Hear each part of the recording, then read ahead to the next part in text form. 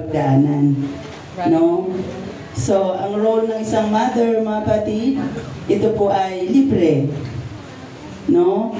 Lahat ginagampanan niya, lahat ng lakas niya, binibigay niya, lahat ng pagpapagal, ibinibigay niya sa kanyang asawa, sa kanyang mga anak. Amen. Amen. At hindi naman tayo naghihintay ng kapalit, mothers, right? Right. Yes, hindi po tayo naghihintay ng kapalit. Amen. Praise God. But we do appreciate po sa ating po mga mother na talaga naman kamo nandito po at nandoon ang kita natin ang kanila pong katapatan. Praise God. Hallelujah. Una sa ating pong Panginoon and of course sa kanya pong mga pamilya. Amen. Praise God. Hallelujah. And I pray na ang bawat sa atin ay mahalin po natin ang ating pong mga nanay. Sinong may nanay pa dito? Kasi ako wala na mga kapatid.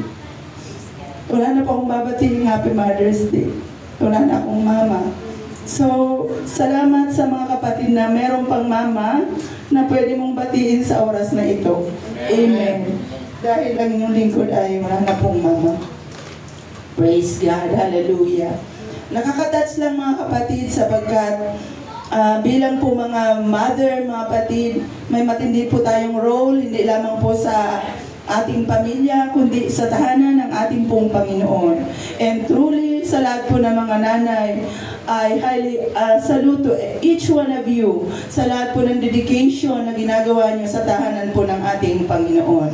God knows everything. God knows everything. Hindi po ito nakikita ng mga tao, pero ang Diyos nakikita niya to. Amen. Hallelujah. And we can surely rejoice in the presence of God. Hallelujah, na hindi po tayo naghihintay ng mga anumang bagay ng appreciation ng sanlibutan. What we are expecting ay tayo po ay maging kaayaya at kalugod-lugod sa ating pong mahal na Panginoon. Praise God. And without further ado, would you please stand? Hallelujah. At ating pong pagpapatuloy ating pong Sunday School. Praise God. Hallelujah. Sino ang nandito nung nakaraang linggo? Amen. Alam ko na majority ay nandito mga kapatid, and we are still on the lesson, God's Word for my life. And I hope and pray na each one of you are encouraged to study the Word of God. Are you encouraged? Tanungin mo ang katabi mo, are you encouraged to study the Word of God? Narinig niya ba? Narinig ng sinabihan mo? Ulitin.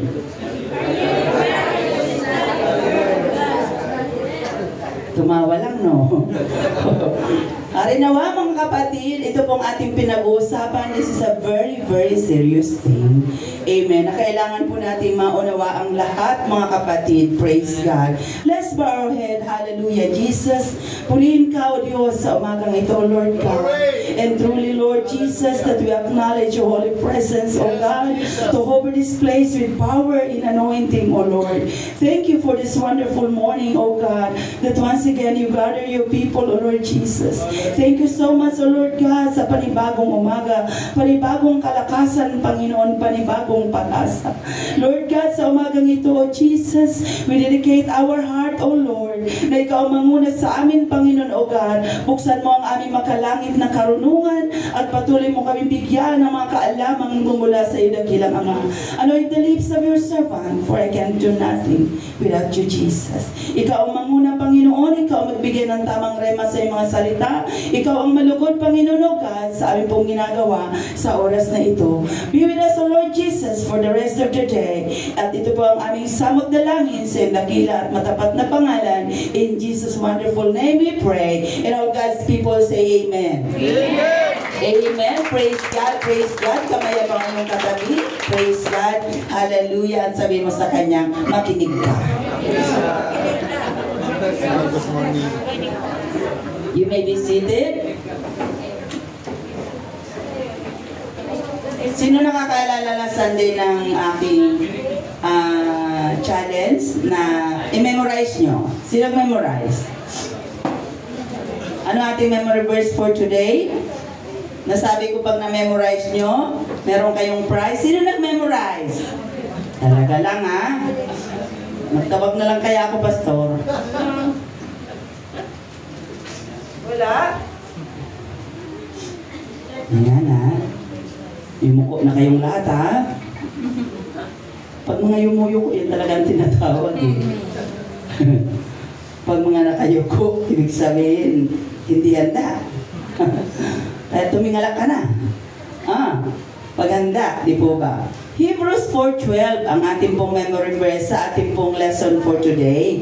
Amen, praise God. At yan po ay encourage each one na kung until now hindi pa po natin yan memorize, please memorize. Amen.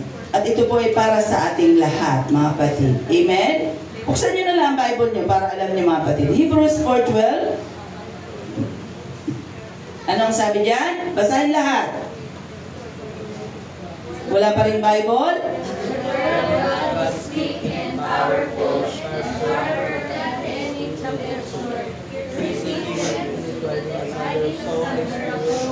Lahat po magbasa. Ulitin, mga kapatid. Hebrews 4:12. For the word of God is quick and powerful, and sharper than any two-edged sword, piercing even to the dividing asunder of soul and spirit, and of the joints and marrow, and is a discerner of thoughts and intents of the heart. For the word of God is quick and powerful. Amen. Praise God. Hallelujah. I hope someday na memorize na po natin lahat yan. So, last Sunday, mga kapatid, let's have a short recap. Ano po yung 5-man jury last Sunday? Tayo, ang nakaalam? The 5-man jury, kapag po tayo nag-aral ng Word of God, siya po natin i-apply para madali po natin maunawaan ang ating lesson.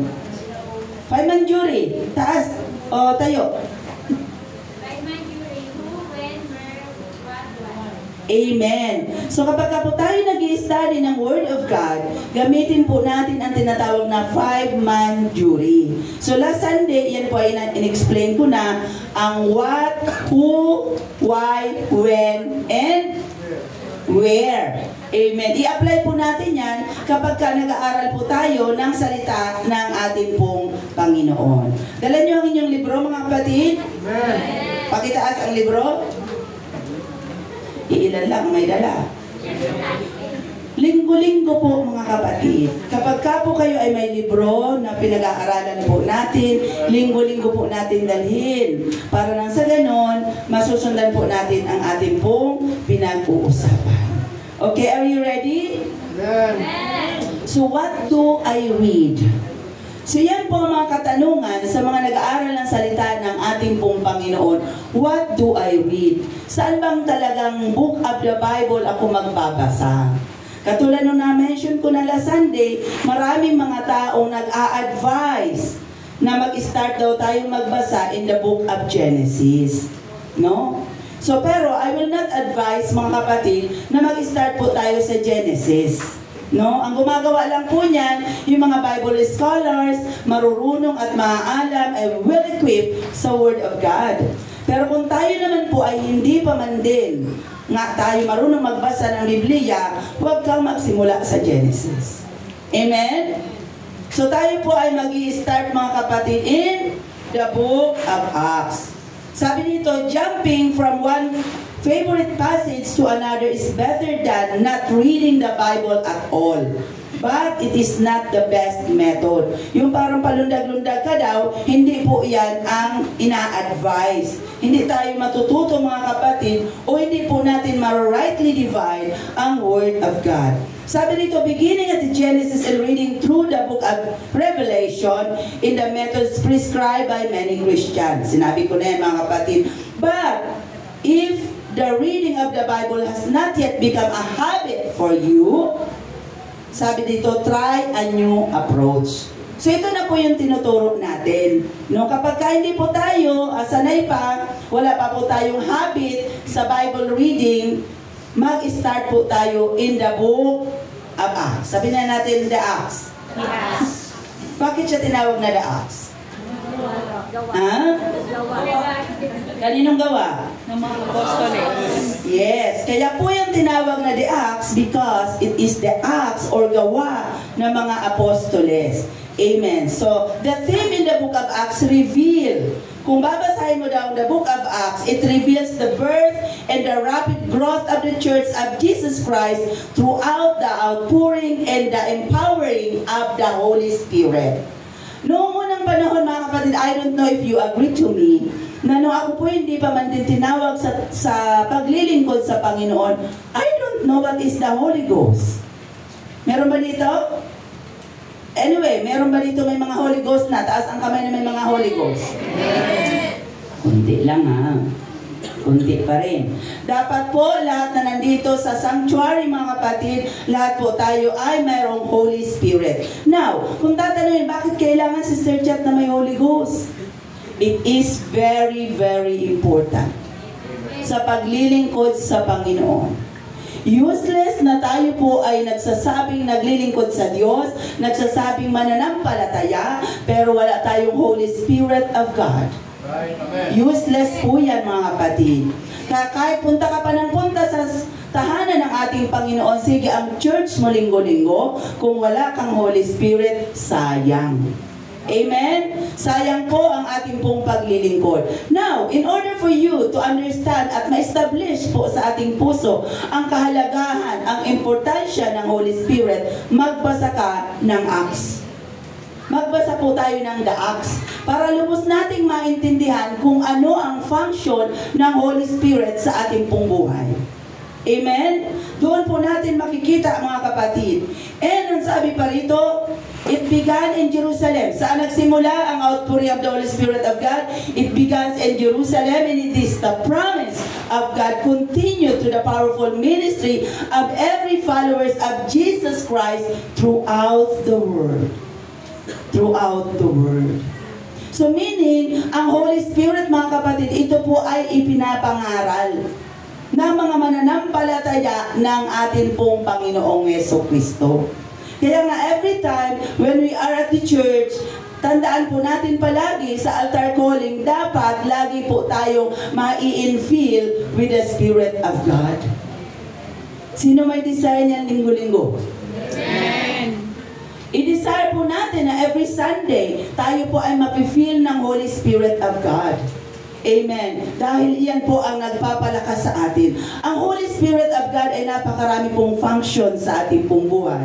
It is our teacher and guide. It is number one comforter. Brother Bilky, kapag ka nalulungkot po tayo, ang nagko-comfort po ay Holy Spirit. Amen. Siya po ang nag-guide sa atin in all things. And He will teach us, mga kapatid. Magbibigay ng revelation ang Holy Spirit of God. Di po ba? Kahapon, mga kapatid, if I'm not mistaken, kahapon tayo, pumunta ng Cavite State University. Alam niyo, mga kapatid, pumunta to si Bless at mag-i-exam doon. Hindi niya napaprint ang dapat ipaprint. So, syempre, mga kapatid, alam niyo naman yung lugar na yun, si Guster niya, alam yun. Doon kami kahapon, Sister Chat. Ayun, masyadong liblib, mga kapatid, tapos parang hindi siya masyadong, ano ba? No? Ay parang hindi mo makikita, saan ba rito ang mga tindahan, yung mga ganoon. Pero alam nyo, habang naghahanap kami, haba na ng kalsadang binaybay namin, naghahanap kami na magpiprint, mga kapatid, pero I'm praying on myself. Ang Diyos, mga kapatid, ay mag-guide po sa atin. Amen. Amen.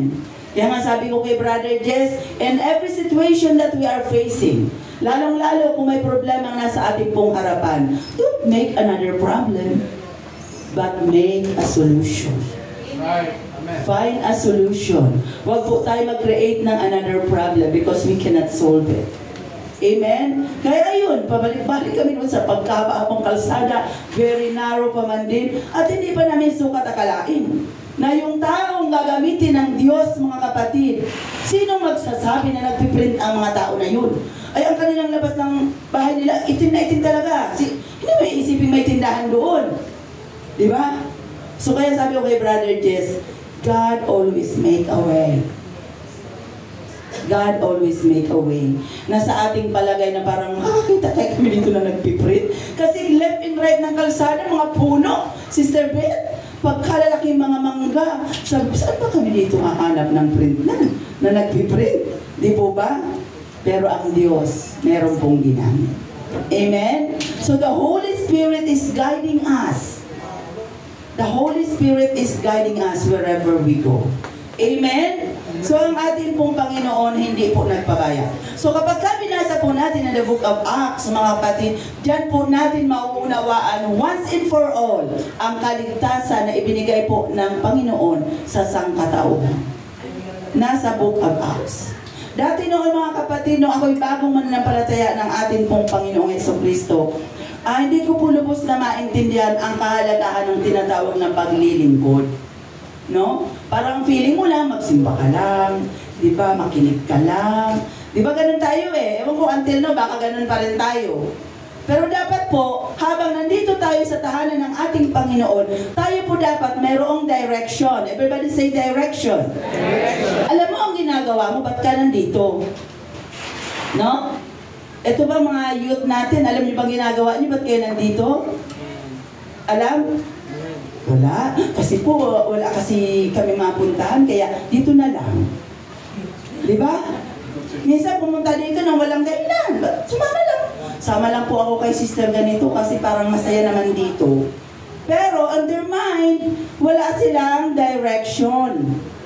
So today, kailangan magkaroon po tayo ng direction sa ating pong buhay. No? Turuan po natin ang ating pong sarili. Know your purpose. Bakit ka nandito? Amen? Mag-aral po tayo. So sa pag-aaral mo ng Word of God, ano ang gagawin mo? Natuto ka na ng Word of God, ano ang gagawin po natin?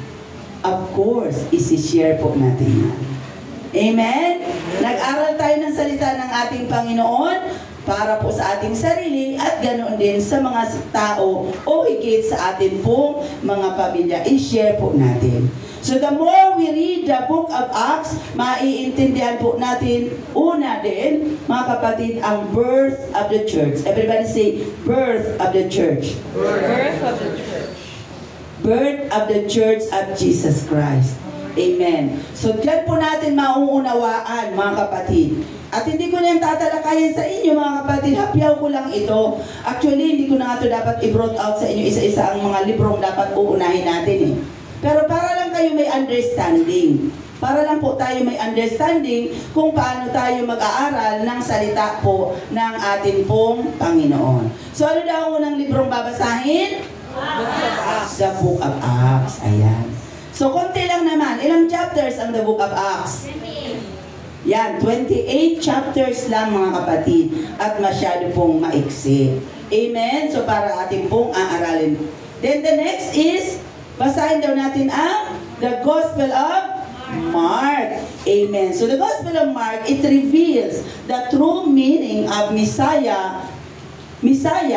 He insisted must suffer. Si Jesus Christ, mga kapatid, kung babasahin po natin the book of Mark, doon po natin makikita na maski ang ating pong Panginoong Jesucristo, alam niya na siya ang Kristo, alam niya na siya ang Messiah, at alam niya na siya po ay magsasuffer.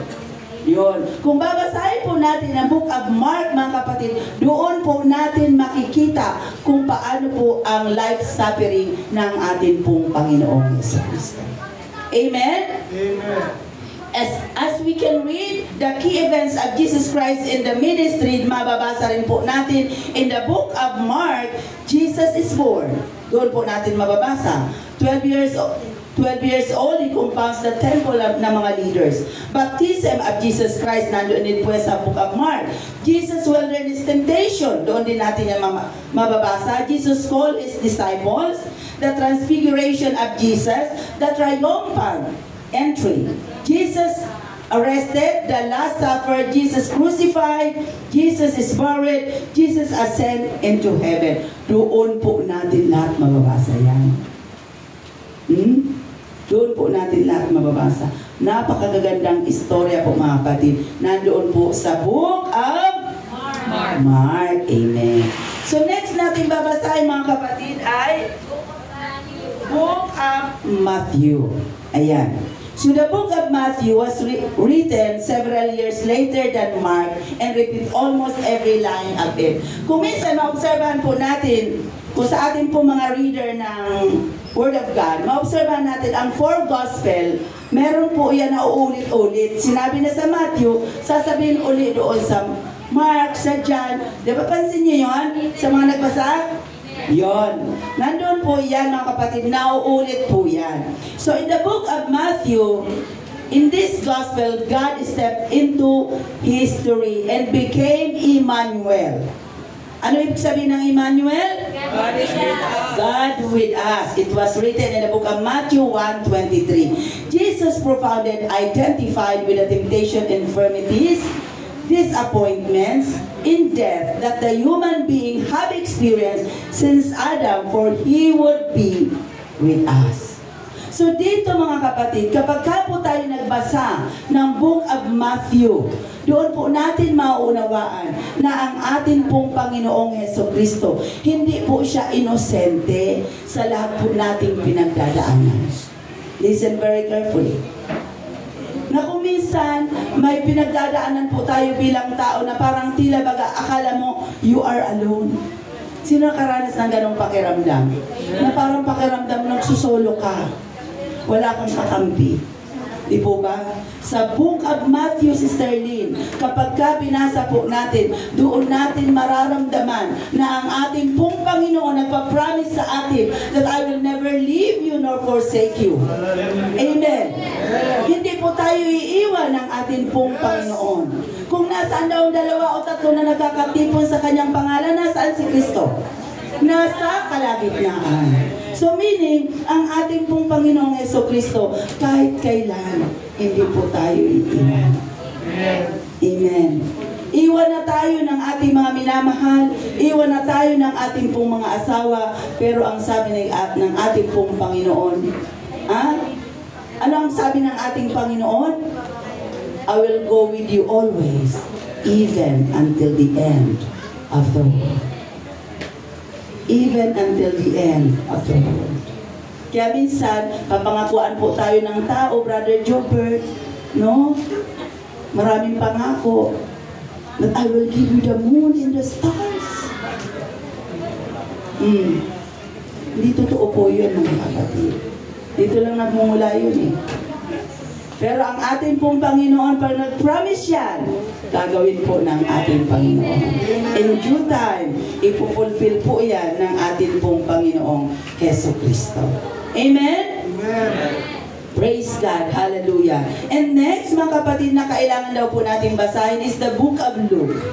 The book of Luke, God great acts of deliverance in and through human history. Luke portrayed of the Holy Spirit role in the gospel history. So doon po natin din makikita in the book of Luke na ang deliverance, everybody say deliverance. Deliverance. Ang deliverance po ay ibinigay na ng ating pong Panginoon sa sangkatauhan. Amen. Ibinigay na po ng ating pong Panginoon. Kaya nga kung ating titingnan po mga kapatid, nung nabubuhay pa yun si Pastor Ongpan, mga kapatid, meron po yung pangangaral. Dahil sobrang dami kong mga preaching yan, mga kapatid. Siguro nasa around hundreds of preaching ang hawak ko po na preaching ni Pastor Ongpan. At meron nga po yung pangangaral doon, ang sabi niya na kung siya daw ang Diyos, ang mga tao pinatay niya na. O biruin mo. Dahil ano daw tayo matatigas ang ulo. Diba? Sinabi na ng Panginoon na wag, makulit. Kaya sabi niya, kung ako ang Diyos, papatayin ko na. Papalitan ko na lang. Kasi Diyos nga siya, di ba? Pero ang Diyos po natin hindi gano'n. Amen. No?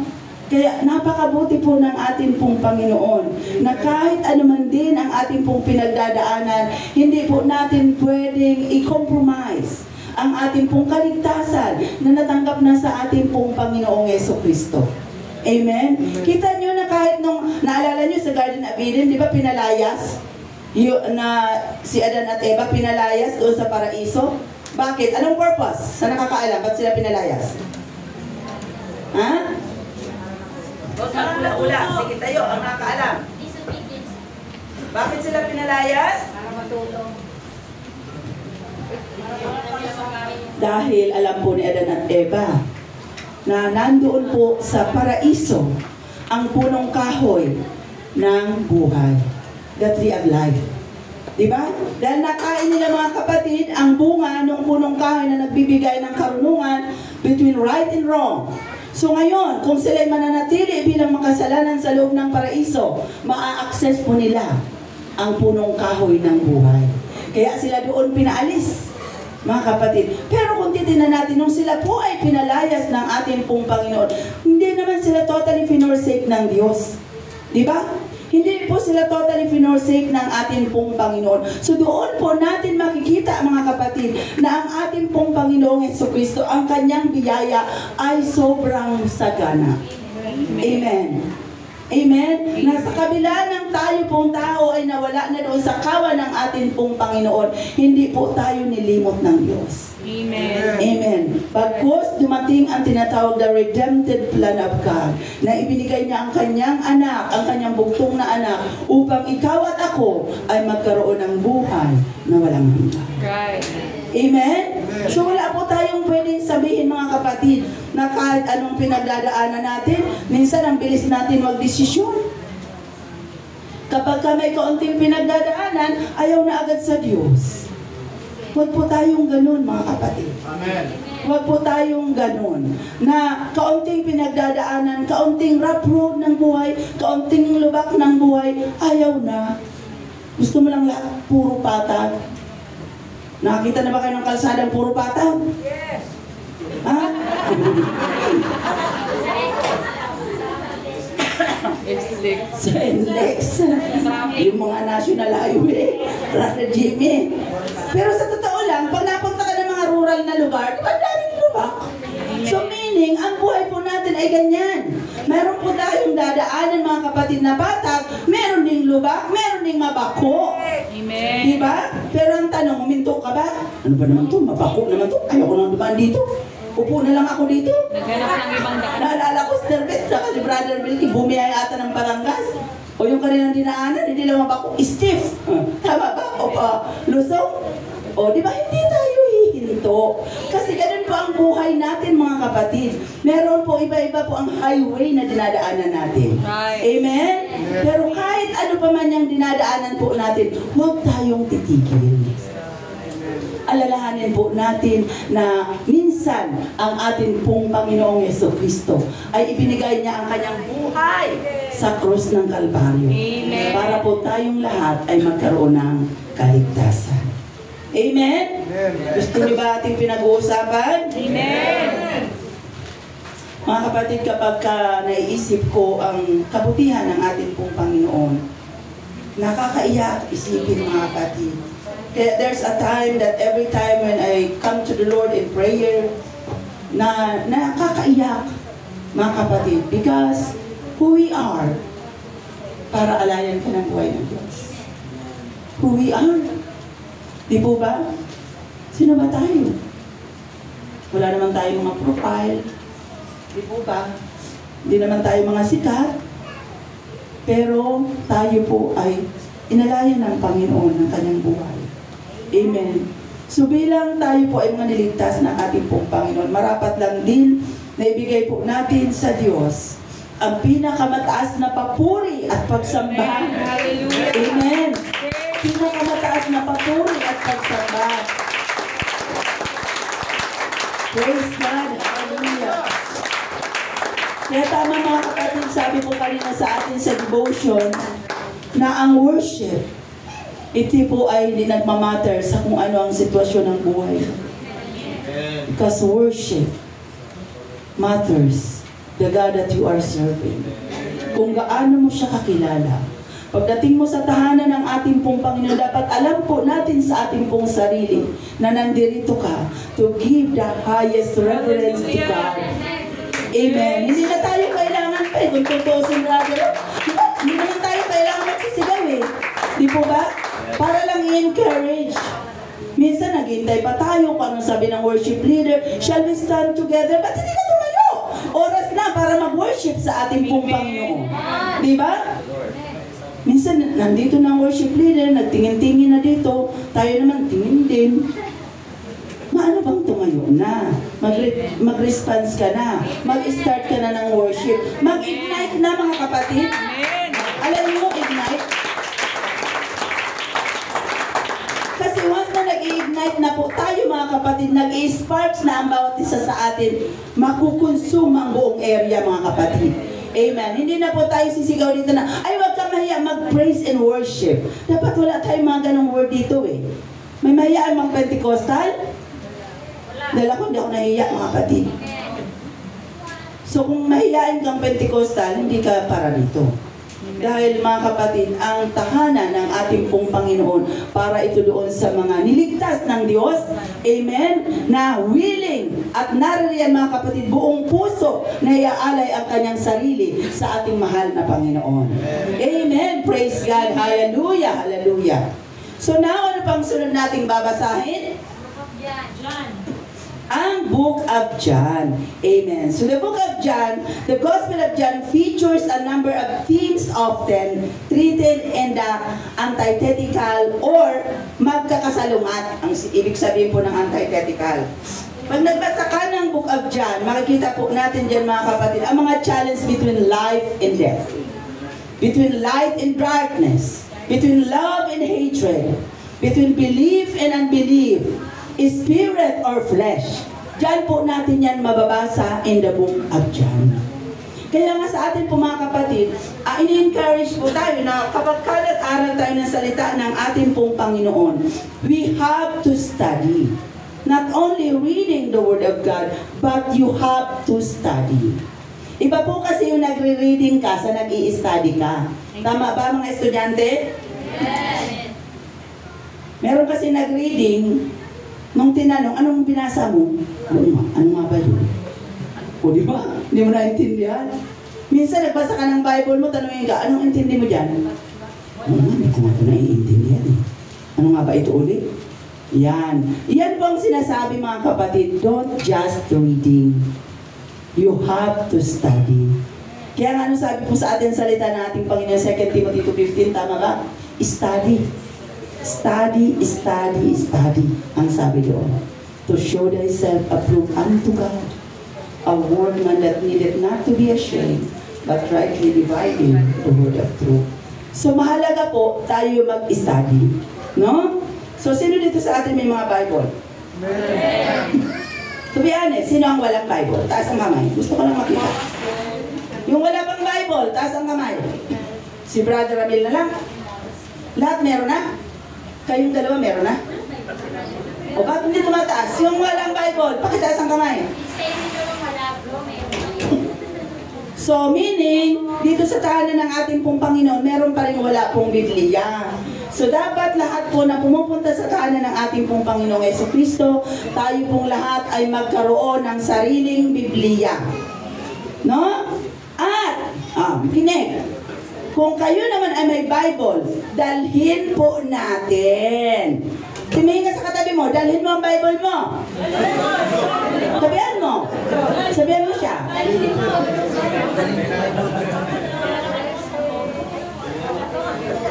Magdala. Sa bahay mga kapatid, sobrang dami ko pong Bible sa bahay namin. Ang lalaki. Magdala po tayo ng Bible, mga kapatid. Marami pong klase ang Biblia, may malaki, may maliit. Ayan, so magdala po tayo ng Bible sa tahanan po ng atin pong Panginoong Jesucristo. Huwag po natin ikahiya na dalhin ang ating pong mga sandata. Amen. Praise God. Palakpakan niya natin ang ating Panginoon. Praise the Lord. Hallelujah. So sa ating pong pag-aaral ng salita po ng ating pong Panginoong Jesucristo, isasama rin ko mga kapatid, ito po ating lesson. Sa ating pong pag-aaral ng salita ng Diyos, no? Aminin natin, magtapatan tayo mga kapatid. Sa mga nagbabasa ng Word of God, minsan din natin naiintindihan. Sino amin? Amen. Tama, di ba? Hindi po natin minsan naiintindihan ang binabasa natin. No? So kaya nga yan sinasabi ko sa inyo mga kapatid, una, gamitin na po natin ang 5-man jury. Who, where, what, where, when, why. Gamitin po natin yan always kapag nagbasa, para hindi po tayo maligaw. And then, another thing, para sa kagaanan ng iyong pag-aaral, tayo po ay ini-encourage na tayo po ay magkaroon ng mga references. Like Bible Dictionary, Life Application Bible. Yon. Sino naman yung mga ganun dito? Amen. Life Application or di kaya Oxford Bible or whatever. Ito po mga kapatid, ay nakuha ko po itong Bible na ito during sa amin pong tawag nito. May naging event kami sa Hong Kong mga kapatid at ito pong Bibliyang ito, ibinigay po ito lahat. Ayan, basahin ko na lang. Ito po ay with the compliments from the Global Mission United Pentecostal Church International. So lahat po ng mga church leaders sa Hong Kong, binigyan po nito. At sobrang ganda nito mga kapatid. Bakit kamo? Ang mga authors po nito ay isa na dito si David Bernard. So mga officials po natin ng United Pentecostal sa US. At kapag ito po binasa po natin mga kapatid, napakaganda po ng mga content ng Bibliyang ito. Alam ko wala nito dito sa Pilipinas. Dahil ito po ay galing nga ng US. So pinala lang po inyong lingkod na magkaroon nito. Pero I know na some of the pastor here in the Philippines, nagkaroon po sila ng ganito. No? So dito po sobrang napakagandang mag-aral. Na-expound na mabuti mga kapatid. So kapag binasa mo to in the book of Genesis, hindi mo naintindihan, ano ba ang Genesis? O di ba? Kasi may mga Bible mga kapatid, pag binuksan mo ang Genesis, dire-diretso na in the beginning agad. Di ba? Pero ito hindi. Marami po itong mga forward pang ini-explain pa dito. Ano yung ibig sabihin ng Genesis? Di ba? Ano ba ibig sabihin ng Genesis? Sa nakakaalam? The beginning or the origin. Yung po ang meaning ng Genesis. Exodus is departure. Ayan. O yun. Yung mga ganun mga kapatid, from Genesis to Revelation, dito po natin makikita ang ibig sabihin ng every books of the Bible. So kapag nag-aaral po tayo ng salita ng ating pong Panginoon, magkaroon po tayo ng tinatawag na mga references. Ayan.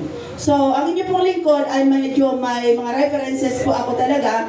So, sa mga gusto, ayan, matuto pa, magturo, ma-learn sa napakaraming bagay, mga kapatid, prophecy, end time, whatever, meron po tayo mga kapatid na magagamit. Meron din po tayong living logos. Amen. So, meron po tayong collection yan. So sa pag-aaral po natin ng salita po ng ating pong Panginoon, ang Diyos po ang nag-i-equip sa bawat sa atin. Amen? Tuturuan po tayo ng ating pong Panginoon. Amen. So mahalaga magkaroon ng references. So ang sabi nito, remember that you are instructed by Paul to study. Ayan, tayo po talaga ay pinag-aaral. So study it slowly, prayerfully, giving each verse proper time to digest. Otherwise, you're not really getting fed. Minsan nararamdaman nyo yun. Na nagbabasa nga tayo, pero apurado ka. Brother Sherwin, magbubukas na kasi ako ng tindahan. Kailangan, hanggang dito na lang ako. Pero tanungin mo, naintindihan mo ba yun? Hindi. Mas makabasa lang. Diba? Minsan may ganun po tayong ugali. Diba? Kasi minsan may mga commitment tayo. Diba? Tama ba? May commitment tayo sa prayer clock. Kasi may mga gumagawa pong gano'n. Alam mga taga-Hong Kong alam yan eh. May prayer clock tayo. Maka-pray lang. No? Basta maidaos ko lang ang prayer ko. Hindi po pwedeng gano'n. No? Kailangan yung po ating ginagawa ay always driven by a purpose. Amen. Kailangan mga kapatid na may purpose po lagi ang ating pong ginagawa. As you study progresses, you will notice that we are an interesting, up-to-date, and archaeological supplement. Mali na pala yung mga kapatid. Scripture passage is especially meaningful to you. Begin a practice in making them so you can be reminded and refreshed again and again. Isa rin mga kapatid na estilo sa pinaka-easy na pag-aaral po ng salita ng ating pong Panginoon. I don't know. Alam ko medyo ang iba dito ginagawa na yon. Maglagay daw po tayo ng marks sa ating pong Bible. Sino magawa nun?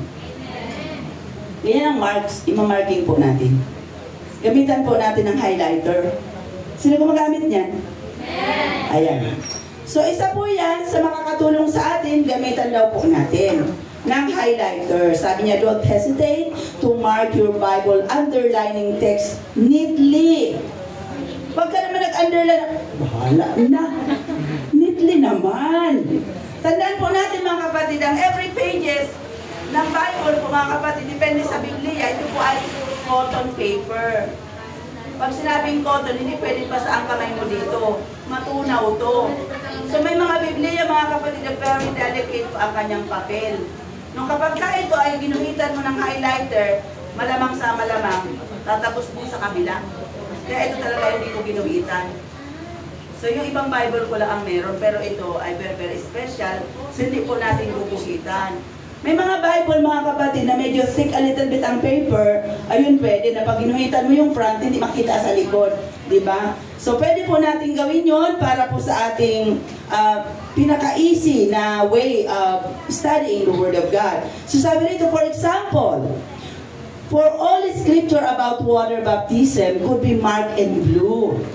O sa lahat na about sa water baptism, pwede mong marka ng blue. About the Holy Spirit naman, pwede namang red. About the Godhead, green. Prophecy is purple. So, depende sa'yo kung anong gusto mong kulay. So, depende na lang sa'yo.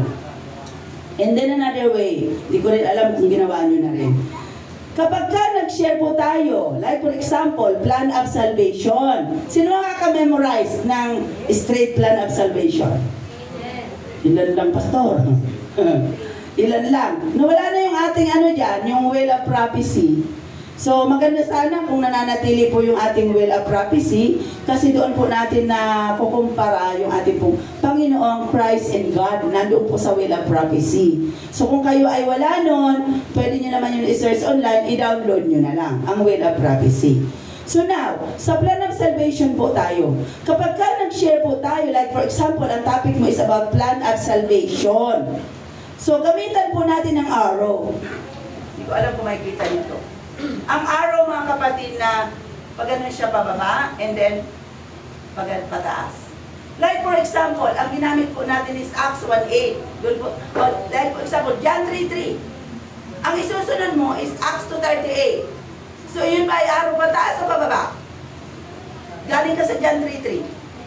Papunta ng Acts 2:2. Pababa. 2:38 pala. Pababa. So ngayon, kunyari ito yung John 3:3. Dahil susunod mo ay Acts 2:38, lagyan mo dyan Acts 2:38, arrow, pababa. Sa gilid po ng Bible mo. Bakit? Kasi may mga pagkakataon na hawak mo ang Biblia mo, nagsisharing ka, minsan na-blackout tayo. Naalala niya yan? Minsan nagkakaroon, ay ano na nga ba yung susunod na versikulo doon? O di ba nararatil ka? Eh dala mo ang Biblia mo, hindi mo minarkahan. O, pero kung minamarkahan po natin yan, may araw na yan doon pababa. Ngayon, bakit ko sinasabing kailangan lagyan mo ng araw? Kasi minsan tayo, hindi na natin memorize ang books of the Bible. Kaya mahalaga din po, memorize po natin ang books of the Bible kasi doon natin malalaman kung yan ay New or Old Testament. No? Kung ang versikulo mong isusunod ay nandoon sa pababa or nasa Old Testament. No? Nakuha niyo ba mga pati? Amen. Hindi ba kasi nakangalang? No? So yan po ang isang way. Napakabilis po niya. Pag iyan ay ginamit nyo. Ngayon, nag-share ka na about holiness. Gamitan mo yan. Ano ba ang foundation mo sa holiness? Doon ka mag-start. Next verse may araw mo siya. Pababa ba yan o pataas? Siyempre, nandoon ang next verse. Kung saan ka lulundag. Baka naman nag-araw ka, wala naman next verse. Huwag niyo lilimutin yung next verse. No? Kapag ka meron po tayong simula, kunyari, ang ating pong usapan ay sa damit. Deuteronomy 22:5. Anong next verse mo? O, Timothy. O, libre araw mo pababa. Kuhaan niyo mga batid? Amen. Gusto niyo ba yung ganong pag-aaral? Amen. Amen, praise God. So, sa darating pong linggo, siguro tuloy-tuloyanin ko na to. Later ko na lang to ibigay sa ibang mga teachers, mga batid. Dahil gusto kong ma-share sa inyo ang kahalagahan kung paano po tayo makakaroon ng proper habit of reading and studying the Word of God. Most probably matatapos ko to sa linggo, yung about lang dito mga kapatid. So sa darating pong linggo, ang ating pong tatalakayan is He'll talk to you privately.